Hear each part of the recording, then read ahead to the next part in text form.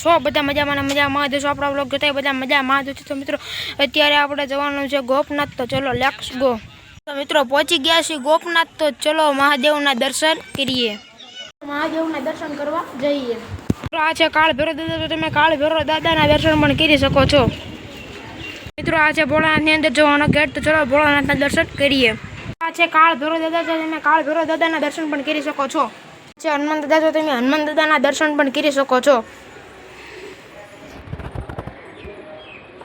આ છે રાજા કૃષ્ણ, તો તમે રાજા કૃષ્ણના દર્શન પણ કરી શકો છો। આ છે મહાકાળી માતા, તમે મહાકાળી માના દર્શન પણ કરી શકો છો। આ છે ગાયત્રી માં, તો તમે ગાયત્રી માના દર્શન પણ કરી શકો છો। મહાદેવની અંદર જવાનો ગેટ।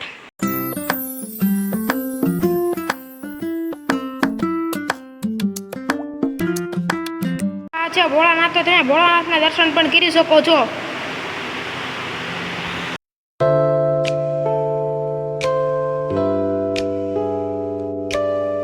મિત્રો આ છે જેઠવા પરિવારના સુરધન દાદા, તો તમે જેઠવા પરિવારના સુરધન દાદાના પણ દર્શન કરી શકો છો।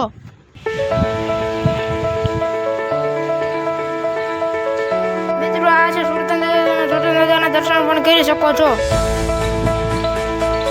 આ છે સુરધન દાદા, તો તમે સુરધન દાદાના દર્શન પણ કરી શકો છો। મિત્રો આ છે ગોપનાથની ભોજનાલય, તો તમે ભોજનાલય પણ જોઈ શકો છો।